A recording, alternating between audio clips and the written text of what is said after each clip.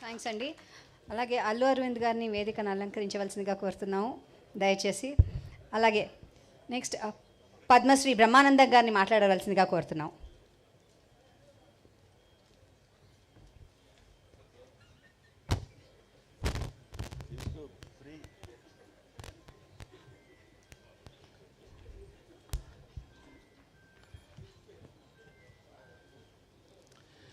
ఇక time limit అని ఏదో పేపర్లో రాసినట్టున్నారు. అంటే ఒక్కొక్కళ్ళు ఎంతసేపు మాట్లాడాలనేది. అదే సార్, నేను కూడా దానికి పెద్ద ఉదాహరణ ఏంటంటే సంజయ్ కిషోర్ అనేవాడు 5 నిమిషాలు మాట్లాడాడు. మీ అందరికి గుర్తుండి ఉంటుంది. సరే, ఏమైనా అయ్యో సంజయ్ కిషోర్ గారి గురించి జయసుధ గారు చెప్పడం మర్చిపోయారంట. దా లేదు కదా, పోన్లేమ్మా. తర్వాత అయిపోయిన తర్వాత మీరు అందరం వెళ్ళిపోయేటప్పుడైనా మీరు వచ్చి మాట్లాడచ్చు, ఏం ప్రాబ్లం లేదు. అతను ఉంటాడు, అతను చాలా చాలా తెలివిగా మాట్లాడాడు సంజయ్ కిషోర్ అనేవాడు. తర్వాత ఆయన గురించి ఎవరైనా మర్చిపోతారేమో అన్నీ చెప్పేసుకున్నాడు. పాపం మురళీమోహన్ గారు ఏదో అన్నారంట, అది నేనే చెప్తాను ఆయన మర్చిపోతాడేమో అంటే, కాదు కాదు నేను చెప్తాలే, నాకు వదిలేయబోయే అదే అన్నాడు ఆయన. ఏమైనా ముందుగా పద్మవిభూషణుడు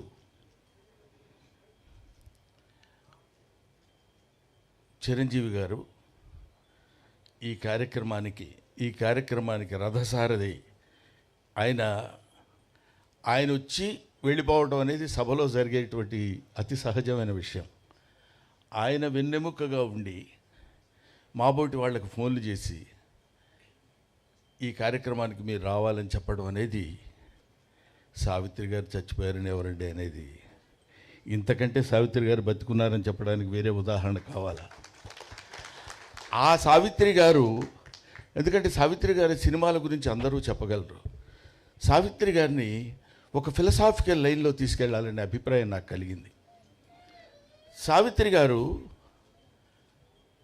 ఎంతమంది కళాకారులు ఉన్నారు? సావిత్రి గారి కూతురు చాముండేశ్వరి గారు, చిరంజీవి గారి భార్య సురేఖ గారు, వీళ్ళిద్దరూ స్నేహితులు అవ్వటం ఏమిటి? ఈ పుస్తకాన్ని రచించినటువంటి సంజయ్ కిషోర్ ఈ పుస్తక ఆవిష్కరణ చేయాలనేటువంటి ఆలోచన కలిగినప్పుడు ఆవిడ ఎవరి దగ్గరికైనా వెళ్ళి అడిగితే ఎవరైనా చేయొచ్చు. చిరంజీవి గారి దగ్గరికే వెళ్ళాలని ఎందుకు అనుకున్నారో మనకి తెలియదు. వెళ్ళినప్పుడు నేను చాలా కొంచెం హెక్టిక్గా ఉందండి అనేటువంటి ఆలోచన లేకుండా వెంటనే ఎస్ అని ఎందుకు చెప్పాలి అనుకున్నారు? వీటన్నిటికీ వెనకాలుండి నడిపించినటువంటి ఒక అదృశ్య శక్తి, అదే సావిత్రమ్మ ఆత్మ. ఆవిడ నడిపించుకుంది, ఆవిడ చేయించుకుంది ఈ ఫంక్షన్. ఆవిడ దగ్గరుండి, నాన్న చిరంజీవి నేను చనిపోయాను అంటున్నారు అందరూ. కాదు, నేను బతికే ఉండాలి, బతికే ఉన్నాను అన్న విషయం నువ్వు చెప్తే అందరూ నమ్ముతారు. నువ్వు చెప్తే అందరూ, తెలుగువాడు, తెలుగు మాట్లాడేటువంటి తెలుగు ప్రేక్షకుడు ఎవడైనా నువ్వు చెప్తే ఆనందిస్తారు, నమ్ముతారు. నాన్న నీ చేతుల మీదుగా నా పుస్తకాన్ని ఆవిష్కరించరా అని చెప్పిందేమో అనేటువంటి భావన నాకు కలుగుతుంది. లేకపోతే ఇది అతి సాధారణంగా ఇందాక చాముండేశ్వరమ్మ చెప్పినట్టు, ఇందాక ఆవిడ ఏదో మీ చేతుల మీదుగా జరిగితే చాలు, మీ ఇంట్లోనే ఈ పుస్తక ఆవిష్కరణ ఇలా జరిగితే బాగుండంటే, చిరంజీవి గారు అంటే ఆయన గురించి ఇప్పుడు సభలో చెప్పాల్సింది సావిత్రి గారి గురించి అయినా, సావిత్రి గారి పెద్ద కొడుకులాగా ఆయన గురించి చెప్పాల్సిన విషయం నాకు ఏర్పడింది. ఇప్పుడు ఏదో ఒక మామూలుగా అయితే మా ఇంట్లో జరుగుతుందిలేంటి చేసేద్దాం అనేటువంటిది కాకుండా, సావిత్రి అంటే యునీక్. సావిత్రి అంటే ఒక నట శిఖరం. ఆవిడ గురించి ఒక చిన్న ఫంక్షను, ఎక్కడో ఇంత ఫంక్షన్ పెట్టి అయిపోయింది అని నలుగురు కెమెరాలతో చేసేటువంటిది కాదు. సావిత్రి ఫంక్షన్ అంటే సావిత్రి ఫంక్షన్ లాగే ఉండాలి అంతా. ఎందుకంటే ఆవిడ ఎడం చేత్తో ఎంతమందికి ఎన్ని దానాలు చేశారో, ఎంతమందిని ఆవిడ అంటే నటనాపరంగా తీసి పక్కన పెడదామండి, దాని తర్వాత మాట్లాడుకుందాం. అటువంటి మహనీయురాలైనటువంటి ఆ మహానటి సావిత్రి గురించి ఆయన పెద్ద మనసు చేసుకుని ఇంతమందిని ఆహ్వానించి, ఆయన పిలిస్తే రాకుండా ఎవరు ఉంటారండి? బ్రహ్మానందం కూడా 11 గంటల వరకు ఉంటాడు. అదొక చరిత్ర. కాబట్టి అటువంటి మహనీయుడు తలపెట్టినటువంటి ఈ కార్యక్రమం ఎవరు చేశారు ఇది ఇంకెవడయ్యా వాడు? ఆ సావిత్రమ్మే చేసుకుని ఉంటుందని నేను మనస్ఫూర్తిగా నమ్ముతున్నానమ్మా. అది అందువల్ల ఆ కార్యక్రమాన్ని ఆయన నోవనలేడు. ఇంత అద్భుతంగా ఇంతమంది కలిసి ఇక్కడ చేయగలుగుతున్నారంటే ఆ సావిత్రి యొక్క గొప్పతనం. ఇక్కడ బ్రహ్మానందం నువ్వు చాలా బాగా యాక్ట్ చేసావు, ఇన్ని సినిమాలు చేసావు, నువ్వు ఇంత నటుడివి, ఎంత నటుడివి అని అన్నప్పుడు ఎప్పుడన్నా ఒకసారి నిజమైన మళ్ళీ లేకపోతే మళ్ళీ ఎందుకంటారు ఇలాగా, చాలా గొప్పవాడేమో నేనని ఫీల్ అవుతున్నప్పుడు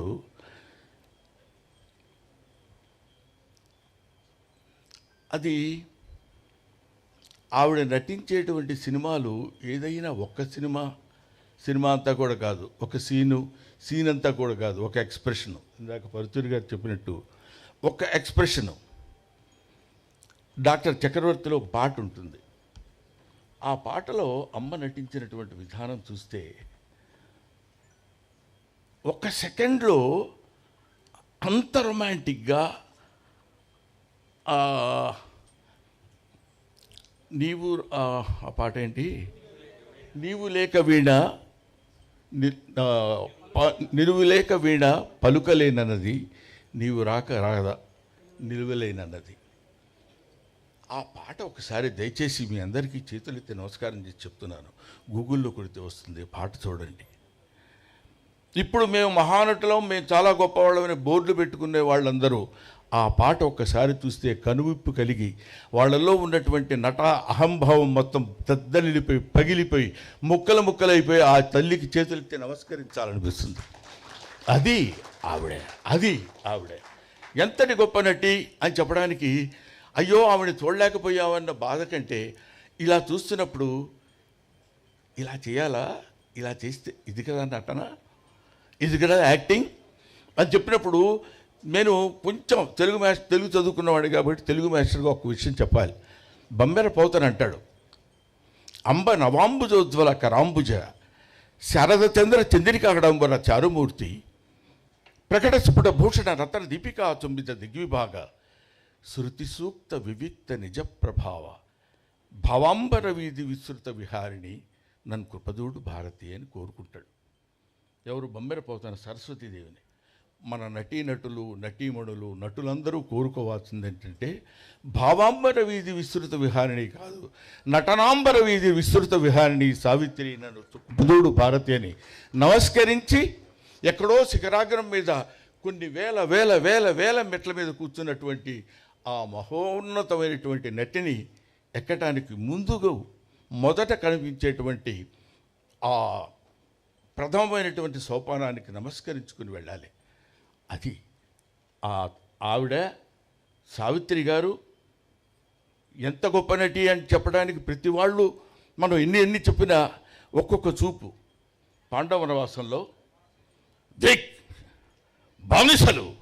బానిసల కింద అహంభావమా దుశ్శాసన తోడ్కొని రమ్మా బంధకిని అని ఎస్వి రంగారావు గారు గద్దించి అడిగినప్పుడు మిక్కిలేని రాధాకృష్ణమూర్తి గారు తీసుకొచ్చేసి ఆవిడ అక్కడ నిండు సభలో పడుకోబెట్టినప్పుడు ఆ తర్వాత ఎంతమంది ద్రౌపదీలకు వేశారో తెలియదు కానండి, కృపాచార్యుడిని ఎలా చూడాలో అలా చూస్తుంది, ద్రోణాచార్యుడిని ఎలా చూడాలో అలా చూస్తుంది, దుర్యోధనుడిని ఎలా చూడాలో అలా చూస్తుంది, దుశ్శాసనుడిని ఎలా చూడాలో అలా చూస్తుంది, కృపాచార్యుడిని ఎలా చూడాలో అలా ఒక్కొక్క చూపులో ఒక్కొక్క వైవిధ్యాన్ని కనపడేటట్టు చూసి ఈవిడేనా ద్రౌపది, నిజంగా ద్రౌపది ఈవిడేనేమో అనే భావన కలిగించేటువంటి శక్తి సత్తా ఉన్నటువంటి మహానటి. ఆవిడ గురించి మాట్లాడుకోవడానికి ఇంతకంటే ఇంకేం కావాలి? ఆవిడ గురించి మాట్లాడుకునేటువంటి అవకాశం మనకు కలగడం, ఆవిడ గురించి తరించేటువంటి భాగ్యాన్ని నాకు కలుగజేసిన చిరంజీవి గారికి నా హృదయపూర్వకమైన నమస్కారాలు తెలియజేస్తున్నాను. ఎస్వి రంగారావు గారు ఇందాక ఆయన చెప్పినట్టు ఎస్వి రంగారావు గారితో పోటీపడి నటించడం అంటే మామూలు విషయం కాదు. ఎస్వి రంగారావు 6 అడుగుల ఆజానుబాహుడు. ఆయన ఎక్కడ మన ఇది జకర్తా కాదండి, ఎస్వి రంగ కీచకుడుగా నర్తనశాలలో చేస్తున్నప్పుడు మధుర తీసుకొని రమ్మని పంపిస్తుంది చెల్లెలు. సైరంధ్రి తమ్ముడికి మధుర తీసుకెళ్ళి వెళ్ళి ఇచ్చిరా అంటుంది. అక్కడ ఒక సందిగ్ధంలో ఉన్నటువంటి చిన్న ఎక్స్ప్రెషన్, వెళ్ళాలా, వాడింత దుర్మార్గుడో తెలుసు కదా అన్నప్పుడు ఇద్దరు అలాగా 2 కొదమ సింహాలు పోటీ పడ్డట్టు ఉంటాయి. ఒక ఆడసింహం, ఒక మగసింహం. ఏయ్ చెయ్యి, నువ్వు ఎంత చేస్తావు, నేను చూడు ఎంత చేస్తాను అని 2 పోటీ పడి నటించినట్టు అనిపిస్తుంది. మరణి కించిత్ సర్వాలంకార భూషిత అని నిన్ను చూచిన నా మనసు తూగి నీ ముందు మోకరిల్లదా మారణి, 5 భర్తలకు భార్యనే దానవు, 6 నన్ను అంగీకరించలేవా, ఆనందపరచలేవా మారణిరా అంట. ఎస్వి రంగారావు మాట అన్నప్పుడు సావిత్రి చూస్తుందండి, అమ్మ చూస్తుందండి అంటున్నాను, అనుకోవద్దు ప్రేక్షకుడిని. ఆవిడ చూస్తారండి అంతే బాగుండదు. ఆవిడ ఎలా చూస్తుందంటే, నీచత్వంలో కూడా ఇంత పరాకాష్ఠ ఉంటుందా, 5 భర్తలకు భార్య అయిన దాను 6వగా నన్ను అంగీకరించలేవా, ఆనందపరచలేవా మారణిరా, మన కోసం హంసతురిగా పల్పం ఎదురు చూస్తుందా అంటాడు. ఆయన తండ్రి కూతుళ్ళుగా కూడా వేశారు, వాళ్ళు తండ్రి కూతుళ్ళుగా కూడా నటించారు. కానీ ఇక్కడ ఒక పరమ నీచమైనటువంటి, పరమ దారుణమైనటువంటి, కామానికి బానిసైనటువంటి ఒక మూర్ఖుడిగా అతను నటిస్తుంటే, అక్కడ అసహించుకుని జుగుప్సాకరంగా ఉండేటువంటి ఒక వ్యతిరేకించే ప్రేయసిలా నటించడం అంటే, ఇలాంటివి ఎన్నెన్ని చెప్పాలి సావిత్రమ్మ గురించి. ఆవిడ ఒక విశ్వనట మహావృక్షం, ప్రపంచమంతా వ్యాపించినటువంటి ఈ నటీనటులకు కనువిప్పు కలిగించేటువంటి మహానట వృక్షం ఆవిడ. ఆ వృక్షం కింద ఎన్నో పూలు కాయలు పండ్లు రాలిపోతే మాలాంటి నటులు అక్కడ వేలుకుని చిన్న సజ్జలో ఆ పూలు అవి వేరుకుని వెళ్ళిపోవాల్సినటువంటి స్థితి ఉన్నటువంటి వాళ్ళం. అటువంటి వాళ్ళని చాలామంది మనం ఏమనుకుంటామంటే, ఈ లలిత కళలు అంటారు.